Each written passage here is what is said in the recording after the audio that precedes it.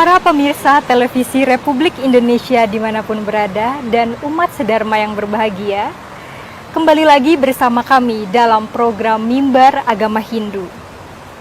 Tadi bersama-sama sudah kita dengarkan penjelasan dari Bapak Dr. Andes Ketut Budiase, Master Filsafat Hindu, terkait bagaimana implementasi kerukunan umat Hindu dalam perspektif Hindu. Nah, di sini semoga dari penjelasan yang telah dijelaskan oleh Bapak Dr. Andes Ketut Budiase ini dapat memperkaya pemahaman kita tentang bagaimana kita harus bertindak, tentang bagaimana kita harus berbuat agar di sini tercipta toleransi. Nah, untuk memperjelas lagi atau memperdalam lagi ilmu kita terkait bagaimana dengan implementasi kerukunan antarumat beragama dalam perspektif Hindu, di sini saya telah menghadirkan narasumber yang tentu saja sangat informatif dan spesial ya, karena di sini beliau merupakan seorang pembimas Hindu Kanwil Kementerian Agama Provinsi DKI Jakarta.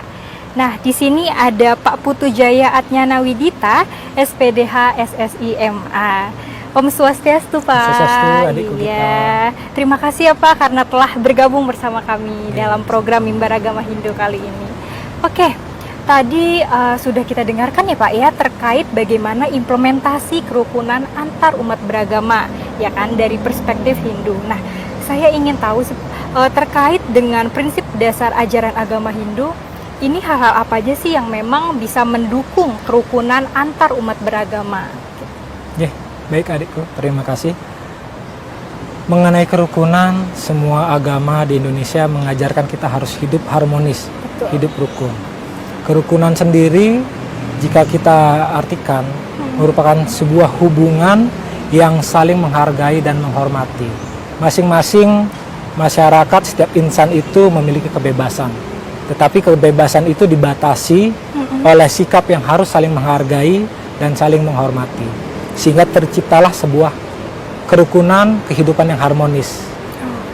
Jika merujuk dalam ajaran agama Hindu, seperti yang disampaikan oleh Bapak Ketut Budiase, bahwa dalam ajaran agama Hindu kita diajarkan untuk hidup harmonis dengan merujuk pada sastra yang ada dalam agama Hindu seperti Trihitakarana, kemudian juga Tri Kerukunan Umat Beragama, selain itu juga ada Wasudewa Kutumbakam, dan juga Ahimsa.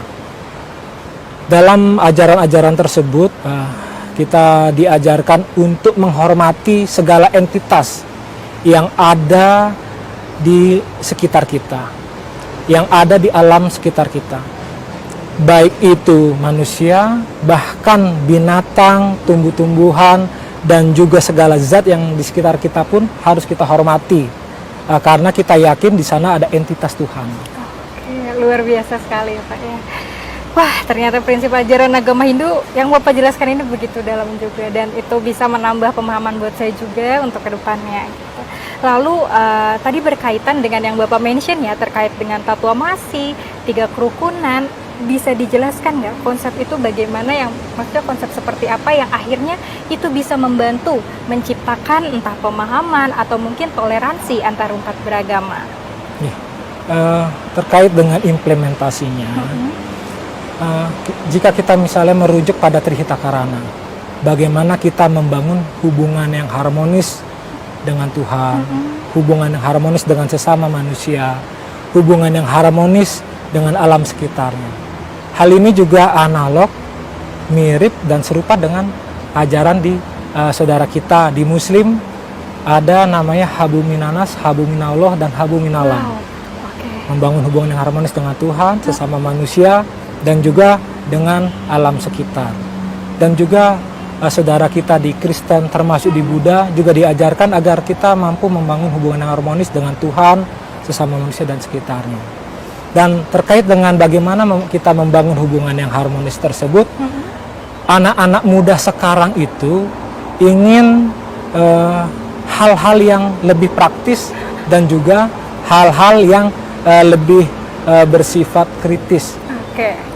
Karena kita tahu generasi milenial, Gen Z, dan juga generasi Alpha, Gen Alpha itu sudah lahir di zaman yang namanya internet, di zaman yang namanya AI. Oke. Jadi betul. mereka sudah termanjakan dengan segala fasilitas tersebut dan juga membawa pola hidup yang lebih ingin praktis, Instan ya. instan, dan juga mereka membuat mereka ingin berpikir kritis.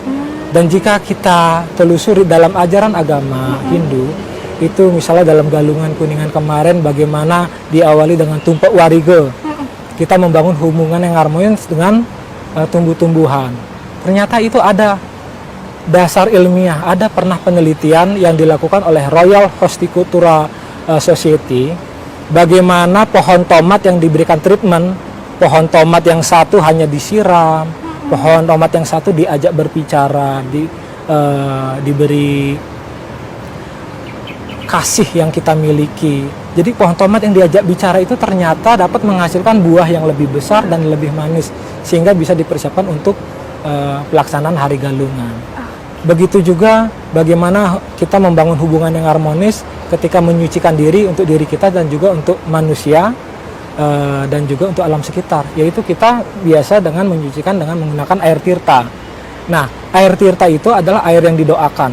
Ketika kita membangun hubungan yang harmonis, kita mendoakan air, kita menggunakan berkomunikasi dengan kata-kata yang positif, dapat merubah molekul dalam air tersebut menjadi molekul yang berubah molekulnya dan membawa dampak yang positif bagi tubuh.